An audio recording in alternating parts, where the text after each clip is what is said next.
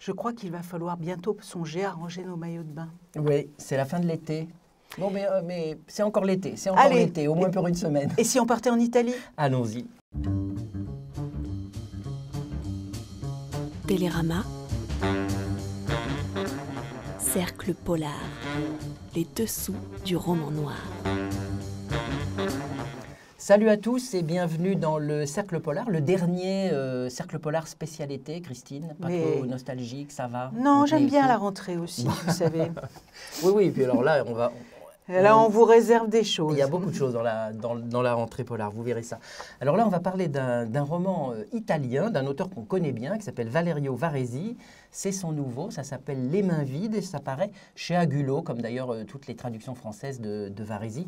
Et Christine, c'est vous qui nous le présentez. Oui, c'est un Italien, donc c'est normal que ce soit moi qui le présente. C'est systématique. Ah oui, les Italiens sont pour moi, je suis désolée.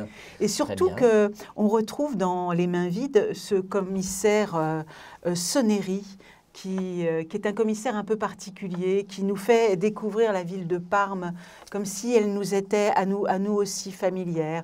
On va dans les petites rues, on va dans les faubourgs, on va du côté des riches, on va du côté des pauvres.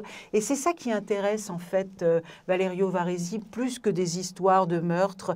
Ce que je trouve intéressant chez lui, bon là il y a effectivement un meurtre à résoudre, il y a un accompagnement comme ça des criminels qui est très intéressant, mais surtout chez lui, c'est de nous accompagner un peu comme si notre cher Georges Simenon accompagnait Maigret, un peu en fait comme Ian Rankin quand il parle d'Édimbourg, c'est plutôt de nous montrer les plusieurs côtés de la ville, l'histoire de la ville, le côté contemporain de la ville. Et c'est ça que j'aime beaucoup chez lui. Et chaque fois... Et d'ailleurs son flic ressemble à ceux des auteurs que vous citez. Oui. Il y a un côté simnonien chez Soneri. Oui, c'est un garçon qui prend son temps. Oui, voilà. Il va regarder plutôt ce qui se passe. Il s'imprègne des ambiances, il écoute les gens plus que d'aller regarder les indices et les trucs. C'est pas trop dans le thriller, hein, on peut pas dire. Il y a quelque chose d'assez paisible. C'est un gourmand, il prend le temps de vivre aussi, il prend le temps d'étudier.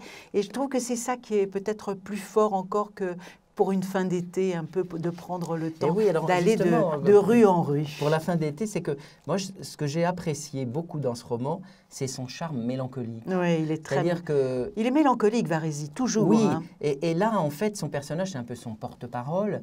Et tout le roman, c'est sur Parme qu'il ne reconnaît plus. Parme, une ville qu'il adore.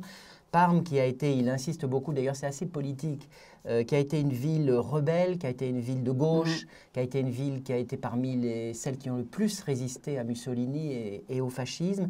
Et aujourd'hui, il voit cet esprit-là disparaître. Et c'est une ville aujourd'hui, parce que c'est ça aussi que l'enquête va montrer, qui petit à petit...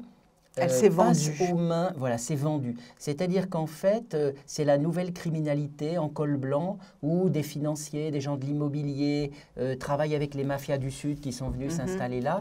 Et donc, en fait, c'est l'argent en fait qui prime, c'est le fric. C'est vrai. Et cette mélancolie-là m'a énormément séduit, moi. Et on l'avait senti déjà avec Fleuve des Brumes. Mais là, en fait, il n'y a pas grand-chose d'extrêmement nouveau chez Valerio Varesi dans son personnage.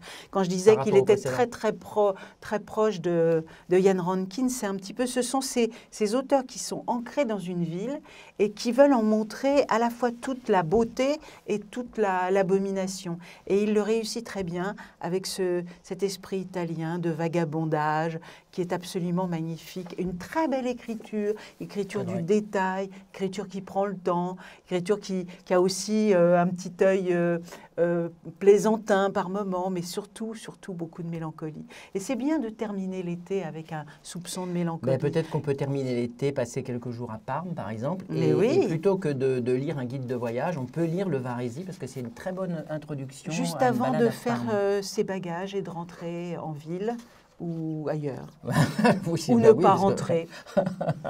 Peut-être qu'on ne rentrera pas. Ben on va voir. Il y a quand même pas mal de livres de la rentrée qui nous attendent. Bien sûr. Ouais. Donc là, ça s'appelle Les mains vides. Donc c'est le dernier roman traduit en français de Valerio Varesi. C'est traduit de l'italien par Florence Rigolet et ça paraît dans cette bonne maison à Gulot. Une très belle maison. Voilà. Et bien voilà, cette série d'été est terminée. Mon Dieu. On se retrouve pour la rentrée. Comme cet été a passé vite en votre compagnie. À très vite, bye bye.